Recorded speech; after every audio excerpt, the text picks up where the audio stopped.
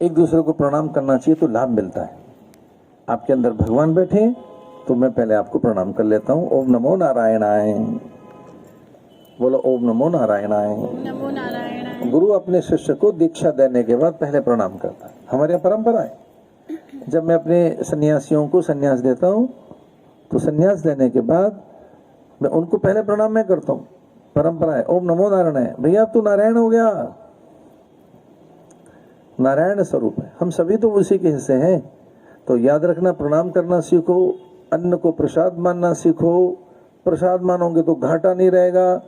जेब में क्या है, पैसे हैं कि प्रसाद है? प्रसाद। ये प्रसाद है, भगवान की प्रसादी पड़ी है जेब में। तो पैसे हैं तो घट पड़ जाएंगे, क्रेडिट कार्ड में तो ऊंचा नीचा हो जाएगा, ग्रेडिंग हो जाएगी। पैसे हैं नहीं है जेब में, क्या है? प्रसाद। घर में पैसे नहीं है, घर में चीजें नहीं है, क्या है? प्रसाद। घर में प्रसाद बनाओ, भगवान को भोग लगाइए। उससे क्या होगा? ठाकुर को भोग लगाने से अपने देवताओं को सामने थाल जाना चाहिए। अपने गुरु के पास थाल लेके जाओ, तुलसी रखी, बिल्वपत्र रखी उसमें, और कुछ नहीं है तो पुष्प रख दीजिए, भोग लगाइए। प्रसाद में कमी नहीं रही। अपनी वस्तुओं में तुलसी रखा करो, बेल पत्ता रखा करो। ये बहुत सीक्रेट्स हैं। भंडार भरपूर हमारे यहाँ, 1000 आए 10,000 आ जाए, चलता ही रहता है। अन्नपूर्णा बैठी है, सीक्रेट्स हैं। चुपके से तुलसी रख देते हैं, कमी नहीं आएगी। फिर पूरियां तलते रहो, 1000 के लिए क्या 1 लाख के लिए तलते रहो।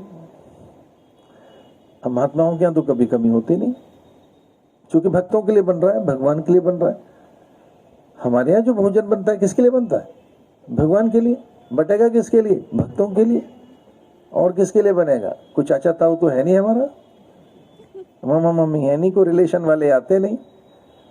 और जो इस सोच से कभी आते भी हैं तो उनकी बुद्धि भी ठीक हो जाती है आश्रम में आकर। कहना यहाँ कोई रिलेशन नहीं चलेगा, ये तो कुछ और ही है। ये सीक्रेट थे। चंद्र को प्रणाम किया करो, कमी नहीं रहेगी। सूर्य को प्रणाम करो, गौ माता को ग्रास निकालो, तुलसी रखो अन्न में, उसमें द्रव्य में, और भोजन के साथ तुलसी चढ़ाकर भोग लगाए। बहुत बहुत प्यार, शुभकामनाएं।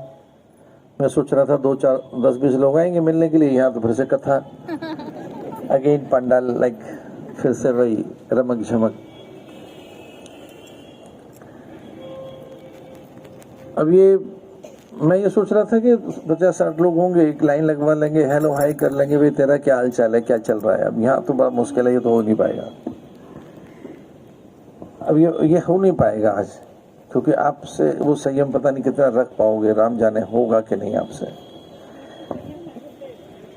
एक महात्मा हमसे कह रहे थे कि जी कथा में कलयुग रहता नहीं, महात्माओं के यहाँ कलयुग रहता नहीं, पर आता कब है? वो जब पंक्ति बने तो आ जाता है।